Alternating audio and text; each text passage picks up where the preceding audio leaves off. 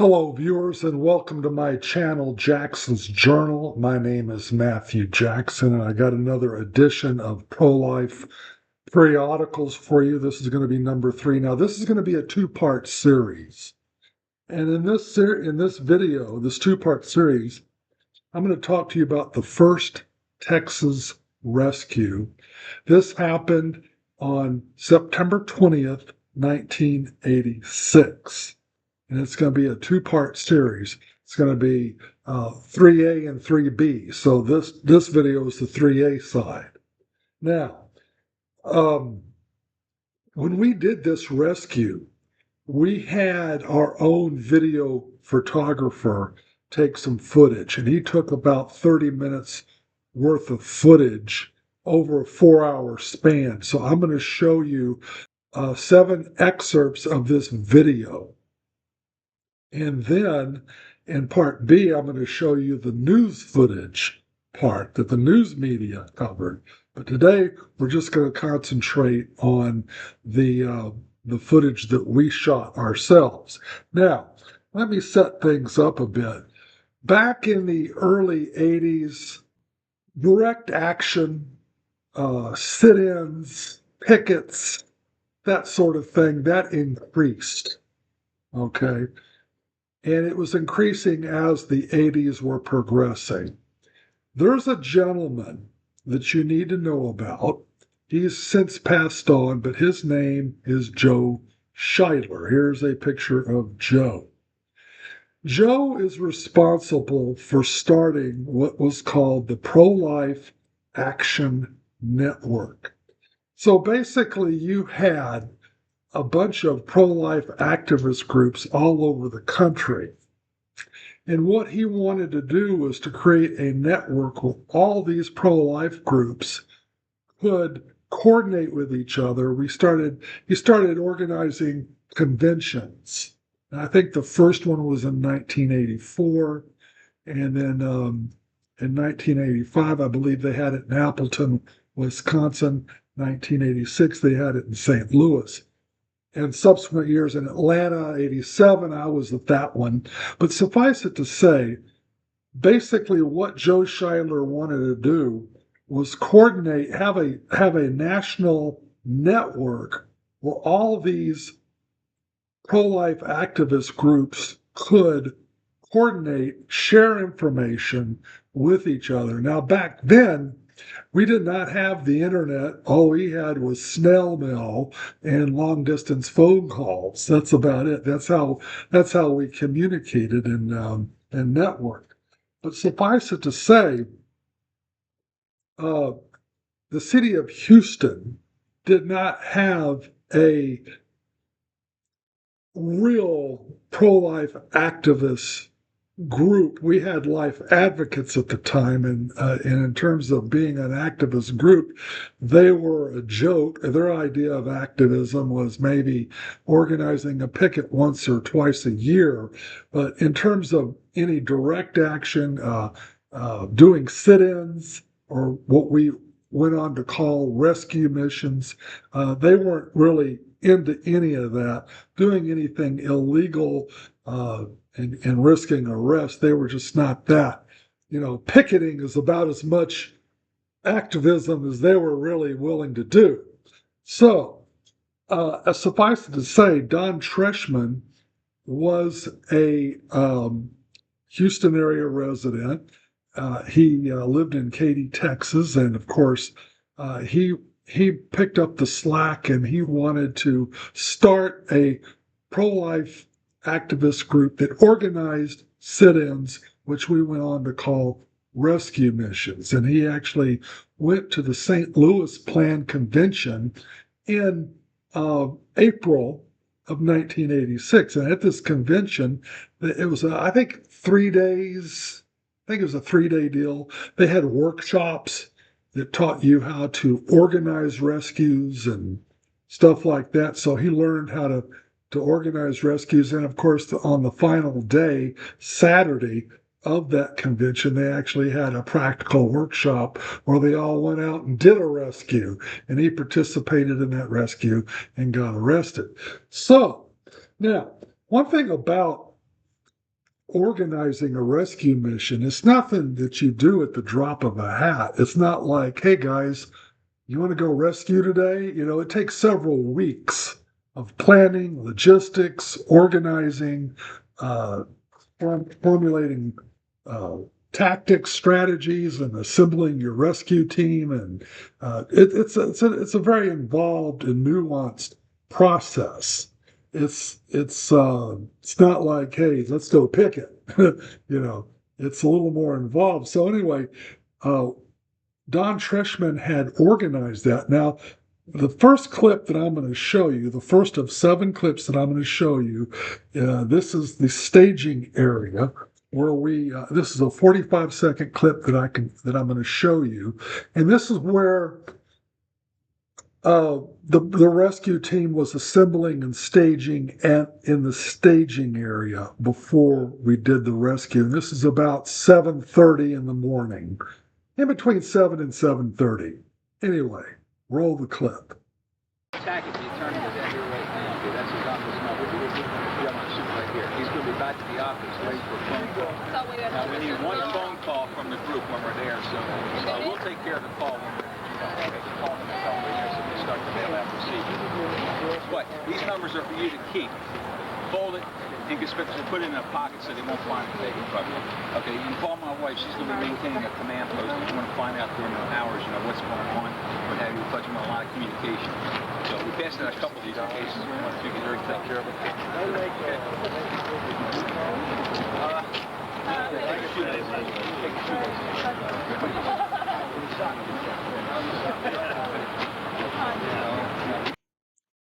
Okay.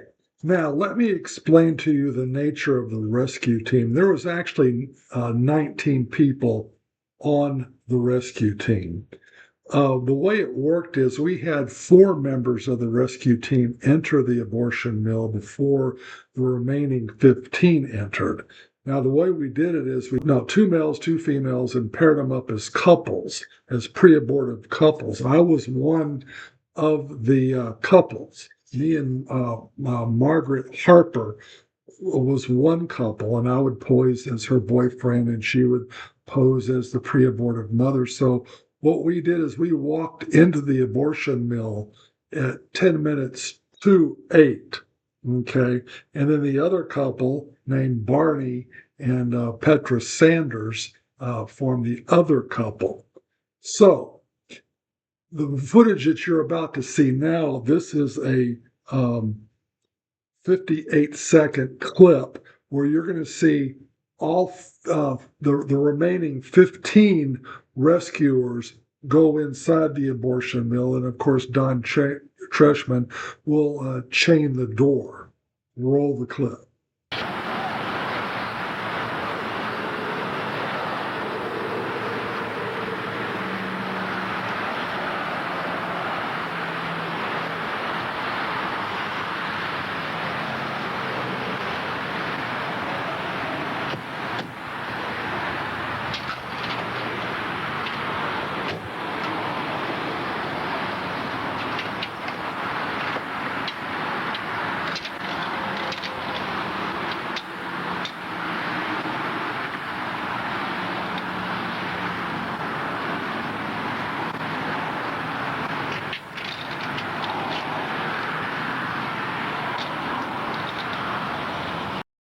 So at this point in the rescue, it was 8 a.m. in the morning, and the entire rescue team, all 19 rescuers, were inside the waiting room of the abortion mill. Now, it's one thing I wanted to note here is that, as I told you earlier, at 10 minutes till 8, Margaret Harper and myself and Petra and Barney were already in the waiting room. When I went in the waiting room, when we first entered the abortion mill, there was no receptionist at the receptionist desk. Usually, you check in with the receptionist, and at the time before I entered the abortion mill, I was thinking of some cock and bull story to make up to tell the receptionist, because we did not have an appointment to be there. So I was going to make up something about, we want to make an appointment. for a pregnancy test or something. But that ended up being a moot point because there was no receptionist. So we just went back to the wait in the back of the waiting room and just sat down and waited for the rest of the rescue team for about 10 minutes. And believe me, that was a very long 10 minutes. Now, the next clip you're about to see is a 28-second clip. This is where the nurse of the abortion mill shows up. And this was probably about 8:10, 8:15. It was she was late for work that day, suffice it to say. And this clip is priceless. Roll the clip.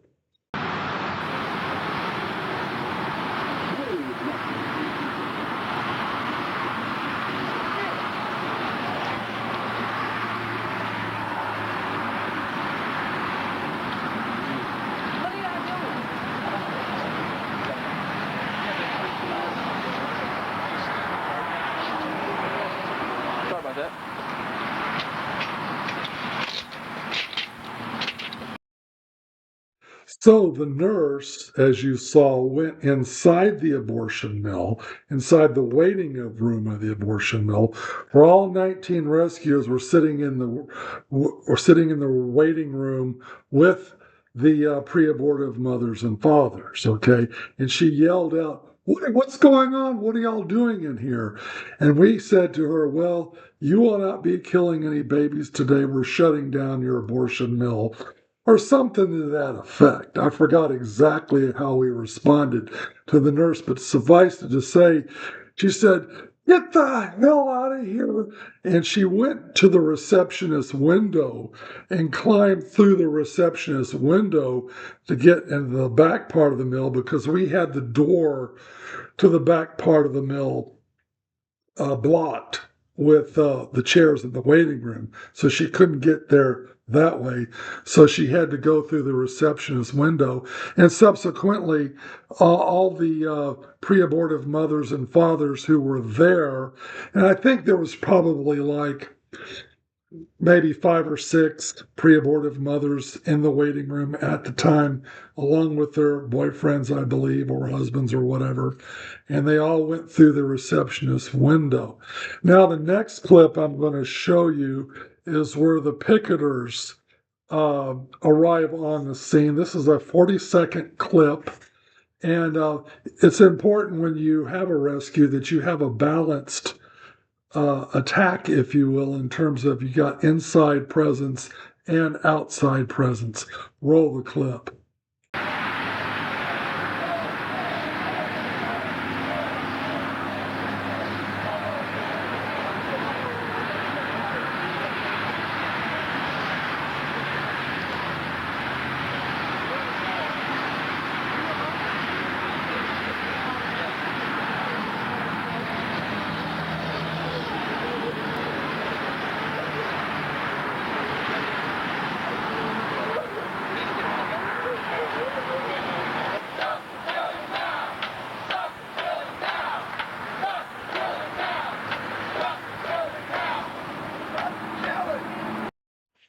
Okay, what I'm going to show you now is 2 clips.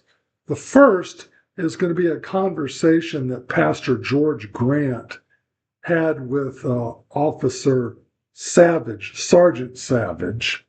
He was with the Houston Police Department. We caught a good break in the sense that we had one HPD officer that's Christian, pro-life, and was, on our side, and that was very helpful. Now, he will recall a conversation with George Grant that he's talking to about a conversation that he had with the abortionist. And the next clip, the first clip is 39 seconds long. The next clip after that is 18, where George is in front of the abortion mill holding the cross and saying some neat stuff. So roll the clip.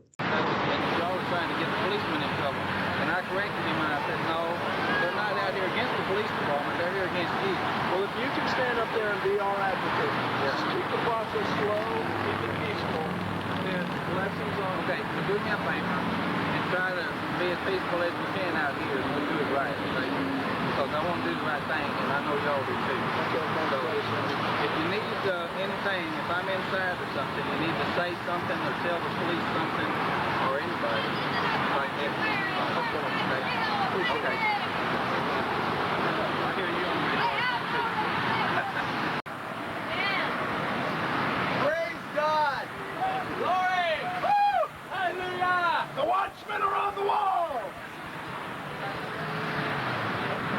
The people of God are standing in the gap! And we shall prevail! Okay, in this last video clip, clip number 7, it's the actual arrest where we were walked to the van. Of course, there were 3 female rescuers and then 15 male rescuers that were put in the van. Now, I want to reiterate, the rescue team consisted of 19 people. At 10:30 in the morning, HPD gave us the option, if you quit now, we won't arrest anybody. We'll just forget the whole thing. But anyway, just before they were about to make the arrest at 12 noon, they made the same appeal. Those of you that don't want to get arrested, you can leave now. We won't arrest you. Of the 19 rescuers, one of them left and opted out for not getting arrested. The other 18 remained and opted out for arrest. So that's what you're about to see in this clip. Roll it.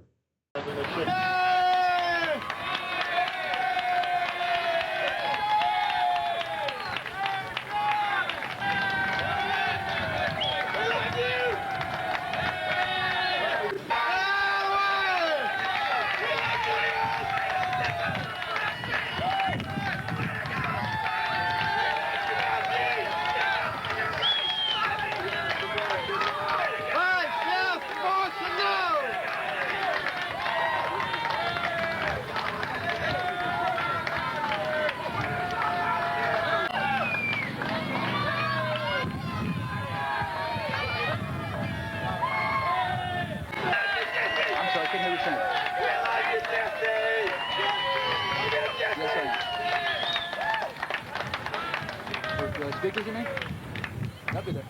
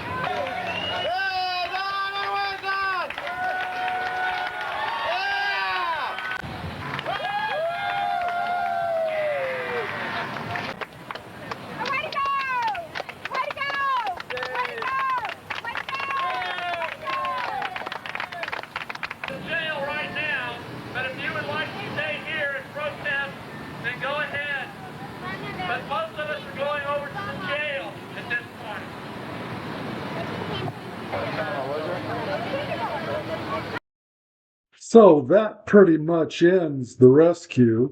It lasted about 4 hours, and 18 were arrested from a rescue team of 19 people. And they took us down to the sheriff's department to book us. And here is my mugshot of that arrest. There you go, folks. So this concludes 3A, part A of this. Now, in the next video in part B, I'm going to show you the news footage because we got covered by 3 news outlets ABC, NBC, and CBS, the affiliates in Houston. And I will show you that in the next drill. So stay tuned. And again, don't forget to like, share, comment, and subscribe. Thank you for watching.